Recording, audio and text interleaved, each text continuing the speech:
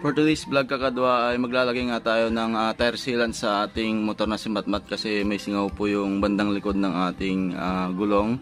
So ito nga pala yung tire sealant na ilalagay natin kakadwa. So ang unang gagawin natin kakadwa, kailangan natin tanggalin yung pito nun.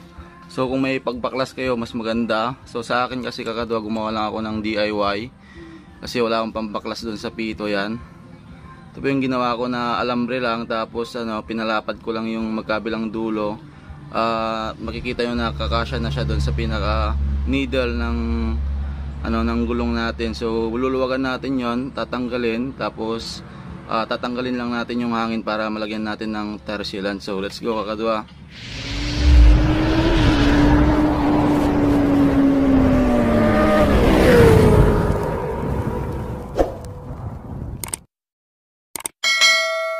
So bali ganyan po yung magiging procedure natin sa pagtanggal ng pito ng gulong. So ayan, ito yung ginawa natin na DIY na pang baklas. So luluwagan lang natin yan hanggang sa makuha natin yung pito kakadwa. So ito rin yung gagamitin natin na tire sealant. Bali kalahati lang po yung ilalagay natin dito. Mahirap naman kapag masyadong marami kakadwa. So bago natin ilagay pala ito kakadwa, kailangan nating alugin para mag-mix.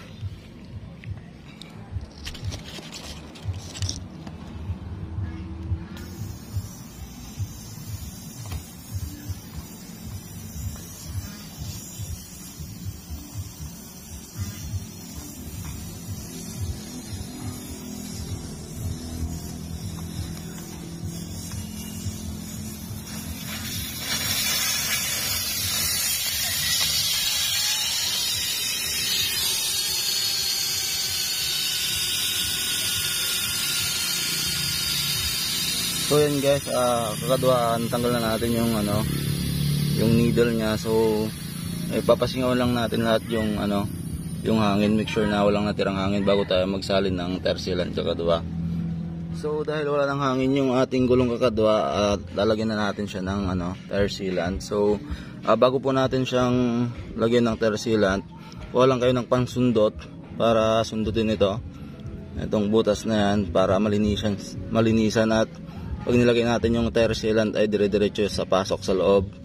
Ayan, so ganyan yan. So kapag ganyan na alam nyo okay na at wala nang nakabara, okay na yan kakadwa. So ilalagay na natin yung tire sealant.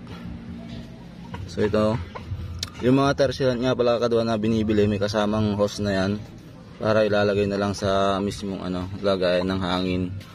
Ayan, ganyan po mangyayari. Ayan, so ilalagay ko lang kakadwa.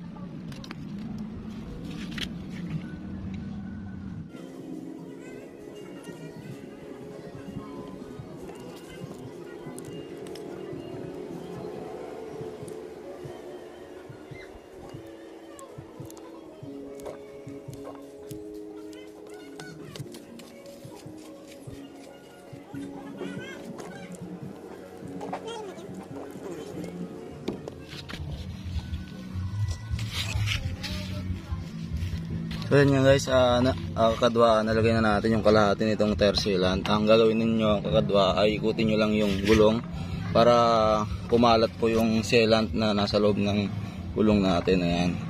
So sa po yung magsisilbi ng pagtapal ng butas sa ating mga gulong. Ayan.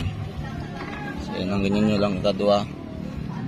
So pwede na natin ibalik yung yung pito ng ating gulong.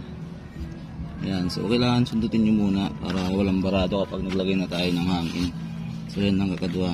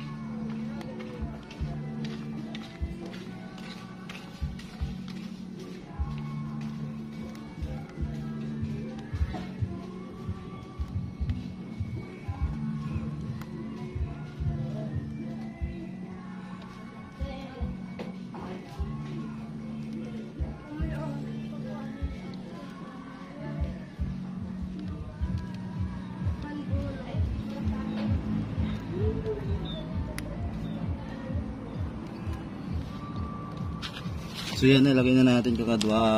Pwede na natin siyang lagyan ng hangin. So lagyan ko lang ng hangin kakadwa. So bali yung mga kakadwa, nilagay na natin yung kalahati ng tersilat na to. Tapos nalagyan na rin natin ng hangin yung ating gulong. So para masigurado po natin na yung tersilat natin ay kumalat dito sa buong gulong natin. So ikutin lang po natin to kakadwa.